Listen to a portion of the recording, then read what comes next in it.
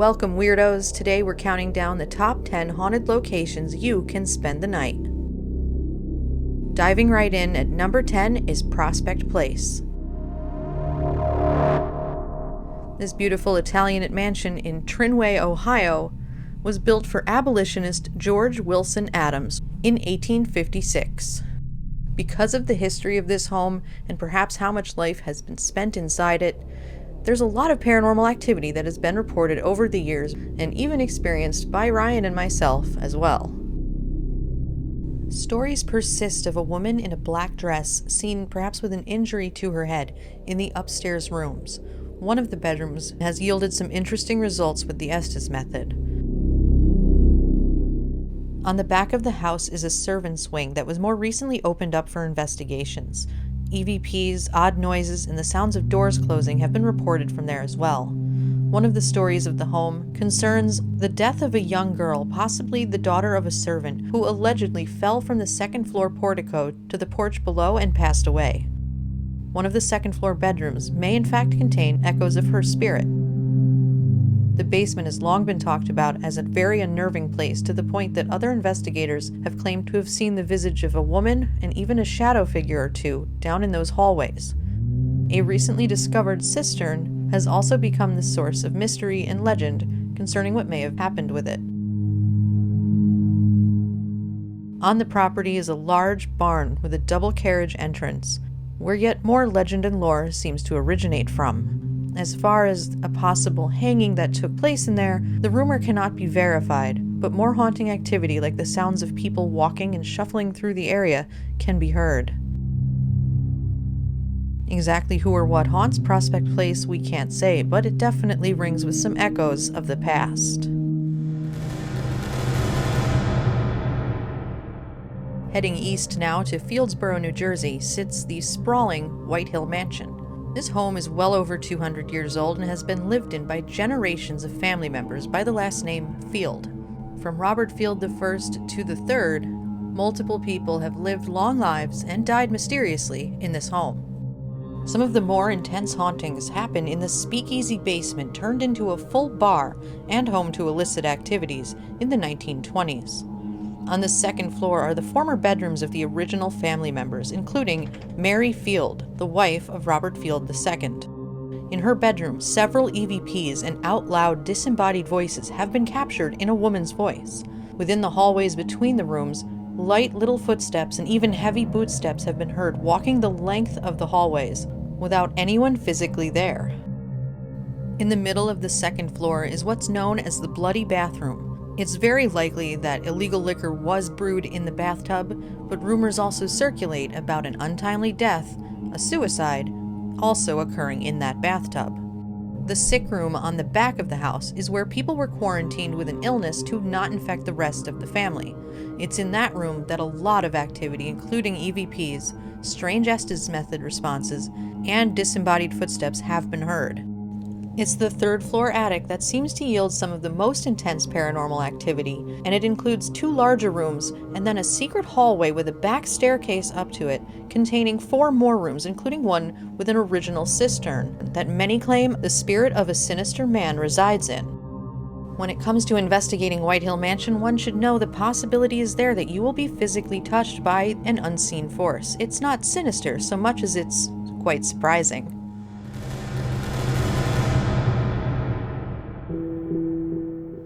Our next stop takes us to the Weston State Hospital, known now as the Trans-Allegheny Asylum, in Weston, West Virginia.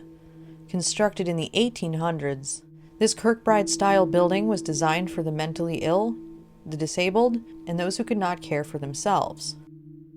Originally designed for 250 patients in private rooms, by the 1860s, this place had more than 500 people and eventually filled to 2,600 patients in the 1950s. During the time the hospital was opened in the early 1900s, the surgical procedure called a lobotomy, specifically the ice pick method, was perfected in this hospital. Numerous procedures were carried out. Some left people feeling better, but many of those procedures did more harm than good. After the hospital closed in 1994, it was bought and reopened for tours, and for people to experience the paranormal activity on their own. Trans-Allegheny is known to be one of the most haunted places in America and includes the spirit of an alleged little girl named Lily. Usually a friendly spirit, one can sometimes hear her disembodied laughter down the halls of the first floor. Disembodied voices are one of the things most reported here, along with numerous shadow people and figures wandering the hallways, doors slamming on their own, and objects moving. In one room, a particularly brutal murder took place, and it's believed to this day some of that energy is still left in the isolation cells where the murder took place. Visitors and investigators alike report the overwhelming feeling of being watched by something or someone through every corridor and hallway, but particularly so in the basement where lobotomies were performed.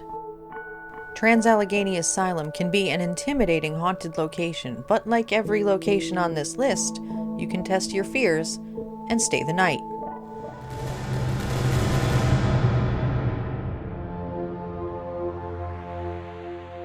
We can't think of a location more deep-rooted with tragic circumstances and widespread death than Lake Shawnee Amusement Park in Lake Shawnee, West Virginia. While the remains of a derelict amusement park sit on the property now, in the late 1700s it was settled by a family of the last name Clay. Mitchell Clay, his wife, and over 10 children created a home and farm on the property, but this land was utilized by the Shawnee tribe of indigenous people and had already been in use as an extensive burial ground. Things came to a head between the Clays and the indigenous, and 3 of Mitchell's children lost their lives at the hands of the natives. As time and history went on, a man named Conley T. Snidow bought the property and founded the Lake Shawnee Amusement Park. Things operated as normal for a while until a young girl was killed on a swing ride as it rounded a corner into the back of a delivery truck. A young boy also drowned in the pond, and those 2 deaths may not be the only 2 to have occurred on the property when it was an amusement park. And while memorials have been put in place for all of the different peoples who've utilized this land historically, there's no telling what kind of energies or echoes resurface to cause the paranormal activity that occurs here now. This land is no stranger to the reports of shadow figures moving about the fields and rides, and the spirits of the young boy and the girl have been interacted with by many investigators through EVPs, devices, and disembodied voices. There even exists a photograph of the abandoned school bus next to the pond, with the image of a little boy sitting in the front seat, yet it is 100% confirmed that no one was on the bus when the photo was taken. The most frightening activity, though, is that of the swings moving on their own on a completely still night, or the sounds of the baskets in the Ferris wheel creaking as though someone is up inside them. You can camp overnight on this property for your own amusement or terror.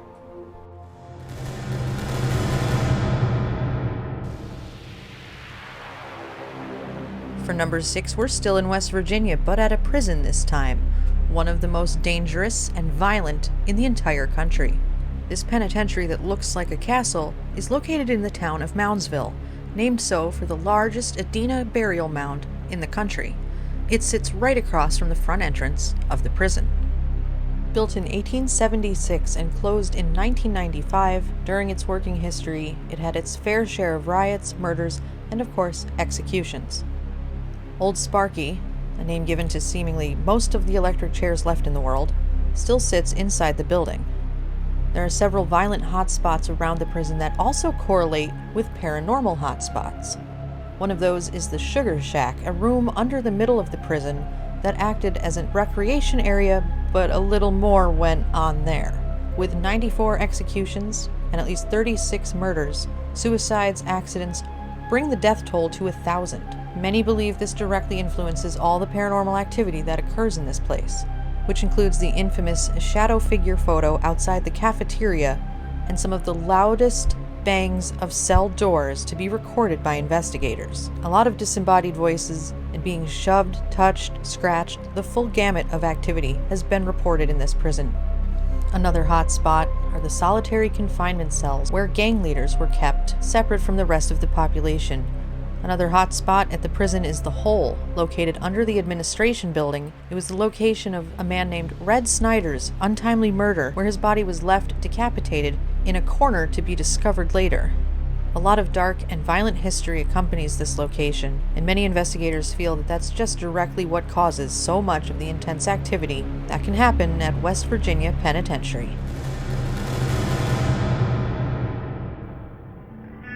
In northern Rhode Island sits a quaint historic farmhouse with a reputation that far exceeds the quaint. Once known as the Arnold Estate, it is now called the Conjuring House due to its frightening reputation and the movie franchise that reinforced it. Made famous in the 1970s due to what happened to the Perron family, a mother and father and several daughters, who witnessed terrifying unexplained events throughout their home, even to the point of physically harming them. After some time experiencing the paranormal in their own home, the parents started to witness activity that was truly terrifying, including the beds levitating and shaking, the smells of rot wafting through the rooms, being touched, shoved, pushed, and hair pulled in what should have been the safety of their own home. This took place in the 1970s, so the two people the parents called to help were, of course, Ed and Lorraine Warren. Met with controversy then and now, the Warrens attempted a seance in the room where even more activity truly frightened the family, and they were kicked out.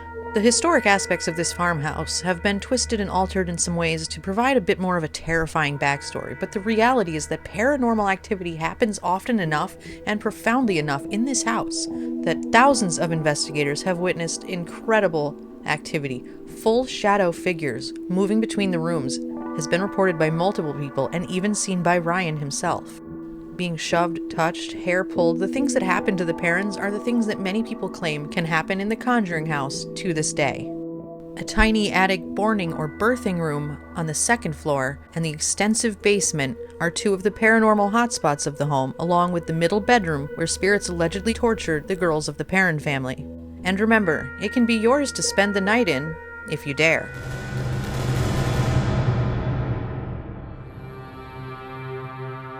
We're heading back to prison for number 4 and to the Midwest. Ohio State Reformatory in Mansfield, Ohio, also known as the Mansfield Reformatory, is allegedly one of the most haunted structures in the state. Opened in the 1800s to give wayward young boys a new direction in their lives, the institution worked for a while before it was turned into a maximum security prison, and like many mid-century prisons built in an architectural style of old, it became overcrowded and quite violent quickly. Some of the paranormal hotspots are the East Cell Block, the largest freestanding steel cell block in the world, where doors will slam on their own and the sounds of men's voices can be heard echoing off the metal when no one's there. At the top of the prison is the attic, and in the very back are 4 solitary cells with neck shackles still embedded in the wall and the signatures and tagging of hundreds of men who were locked up there for days on end. Murders, suicides, and various violent acts all took place in this prison, along with some untimely tragedy. In the administration section is the old warden's residence, where in the 1950s the young wife of one warden accidentally died after a gun fell from the top of her closet and discharged. In the East Cell Block is the largest freestanding steel cell block in the world, and it's from that area of the prison the voices of former inmates can be heard, disembodied, and through EVP. The sounds of the heavy doors slamming and even creaking open have been heard as well. On the 4th floor of that cell block, a man self-immolated, causing panic for the surrounding prisoners and engulfing his cell and himself in flames to a tragic end. Many people believe they can communicate with the spirit of that former inmate in that location. The terrifying history of the Ohio State Reformatory in Mansfield leads many to believe it's one of the most haunted buildings in the state. And if you've got the gumption, you can spend the night to see for yourself. Our next location takes us to Indiana. The Indiana State Sanatorium was built in the 1800s with this building. It originally started as a place to treat tuberculosis, and it had 2 wings for men and women built on either side of the structure. Over time and changes, the structure altered, and a large hospital was built, along with several other buildings to care for the mentally and physically disabled, and as a vaccine was created and treatment for tuberculosis, a 4-wing nursing home was also added to the plan, and the complex became incredibly large. With all the activity that occurred on the property, there were of course untimely deaths, including a murder by gun in the tunnels under the facility, and of course people who were mistreated in an overcrowded setting during the last iteration of the Indiana State Sanatorium, which was as a facility for the elderly. The floors of the main hospital separated people by gender and by how violent they were, with the top floor housing the most dangerous individuals. It's from those hallways in that hospital that some of the most uncanny and strange EVPs have been recorded, and in utilizing the Estes method in those places, more of the history seems to come out through the communication. Devices continually react in the old nursing home wings, and people have reported doors opening and closing on their own. Some of the most disconcerting activity are the amount of disembodied voices that echo through those areas inside and outside on the property. The thing about Indiana State Sanatorium is that the entire complex was more recently purchased and is in the process of being restored for people to investigate. Those who've gone and visited the place so far have most certainly encountered something they can't explain. Terrifyingly, it's the shadow figures from within the 4 hallways of the nursing home that seem to be reported the most. Temperature spikes and drops have been recorded on equipment. Strangely enough, even paranormal activity that occurred while the hospital was active has been reported by former employees.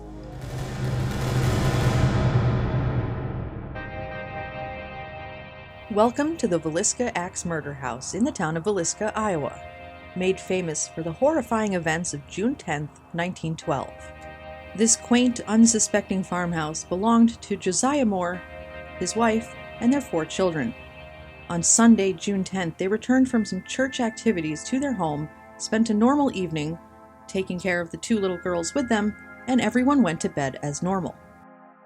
It was sometime in the middle of the night that someone entered through the back, or may have been hiding previously in the attic, and started at the top of the stairs, murdering each family member and the 2 guests, one at a time, with an axe.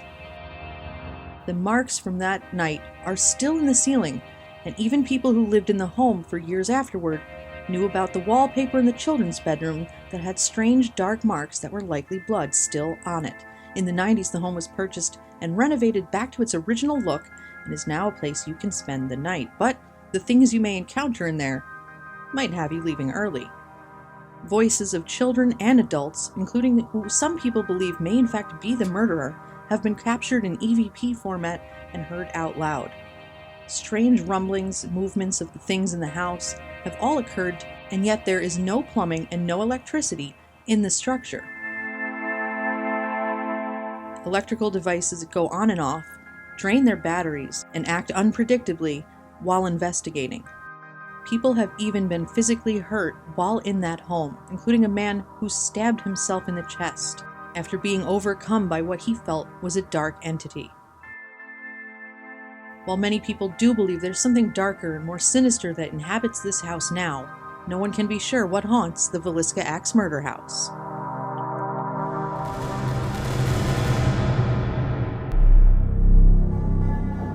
Coming in at number 1 is what we would consider America's most famous haunted location, Waverly Hills Sanatorium in Kentucky. In the early 1900s, tuberculosis ravaged the area of Louisville, and so a hospital was necessary. This building was constructed and over time added to and turned into the massive and modern complex it was for the time.